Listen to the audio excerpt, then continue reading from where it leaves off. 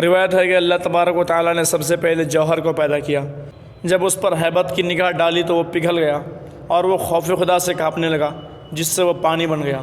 پھر اللہ تبارک و تعالیٰ نے اس پر نگاہ رحمت ڈالی تو وہ آدھا پانی جم گیا، جس سے عرش بنایا گیا۔ عرش کانپنے لگا تو اس پر لا الہ الا اللہ محمد رسول اللہ صلی اللہ علیہ وسلم لکھ دیا گیا، جس سے وہ ساکن ہو گیا، مگر پانی کو اسی طرح چھوڑ دیا گیا جو قیامت تک معجزاً رہے گا۔ اللہ تبارک و تعالیٰ نے فرمایا وَكَانَ عَرْشُهُ عَلَى الْمَاءِ، یعنی اللہ کا عرش پانی پر تھا۔ پھر جب پانی میں طلعتم خیز موجیں پیدا ہوئی جن سے تہبتیں دھوئیں کے بادل اٹھے اور جھاگ پیدا ہوئی، اور اس سے زمین و آسمان بنائے گئے جو ایک دوسرے سے جڑے ہوئے تھے۔ پھر ان دونوں کے درمیان اللہ تبارک و تعالیٰ نے ہوا کو پیدا فرمایا، جس کے دباؤ میں آ کر زمین و آسمان کے طبق ایک دوسرے سے علیحدہ ہو گئے۔ چنانچہ اللہ تعالیٰ نے فرمایا ثم استوى الى السماء وهي دخان۔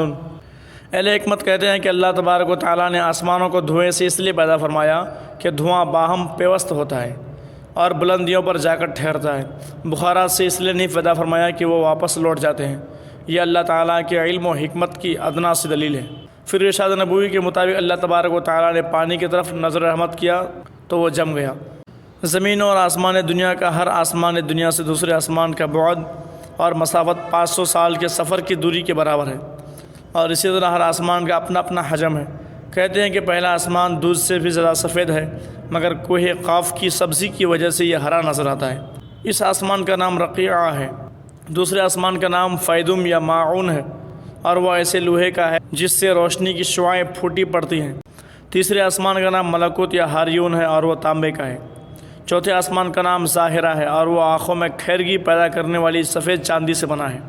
پانچویں آسمان کا نام مزینہ یا مسحرہ ہے، اور وہ سرخ سونے کا ہے۔ چھٹے آسمان کا نام خالصہ ہے، اور وہ چمکدار موتیوں سے بنایا گیا ہے۔ ساتویں آسمان کا نام لابیہ یا دامعہ ہے، وہ سرخ یاقوت کا ہے، اور اسی میں بیت المعمور ہے۔ بیت المعمور کے 4 ستون ہیں، ایک سرخ یاقوت کا، دوسرا زبرجد کا، تیسرا سفید چاندی کا، اور چوتھا سرخ سونے کا ہے۔ بیت المعمور کی عمارت سرخ عقیق کی ہے، اور جو ایک مرتبہ داخل ہو جاتے ہیں پھر قیامت تک انہیں دوبارہ داخلے کا موقع نہیں ملے گا۔ قول معتبر یہ ہے کہ زمین آسمان سے افضل ہے، کیونکہ یہ انبیاء کا مولد و مدفن ہے، اور زمین کے سب طبقات میں بہتر اوپر والا طبقہ ہے جس پر خلق خدا آباد اور رفع اندوز ہوتی ہے۔ حضرت ابن عباس رضی اللہ تعالیٰ عنہما سے مروی ہے کہ آسمانوں میں سب سے زیادہ افضل کرسی ہے جس کی چھت عرش الہی سے ملی ہوئی ہے۔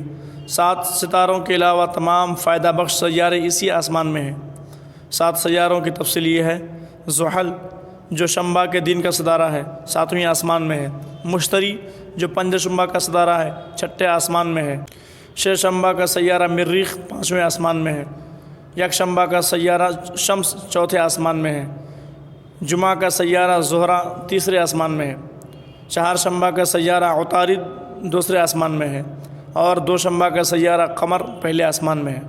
ایک نقطہ عرض کرتا چلوں، اللہ تبارک و تعالیٰ کی قدرت کاملہ نے زمین و آسمان کی صنعت میں بے انتہا عجائبات اور ودیعت کیے ہیں۔ حالانکہ سارے آسمان دھوئیں سے بنائے گئے، مگر کسی میں ایک دوسرے سے مشابہت نہیں پائی جاتی۔ آسمان سے پانی برسا یا اس سے مختلف سبزیاں اور پھل اگائے جن کے ذائقے اور رنگ جدا جدا ہیں۔ حکمت الہی کے مطابق وہ ایک دوسرے سے بڑھ چڑھ کر لذیذ ہیں۔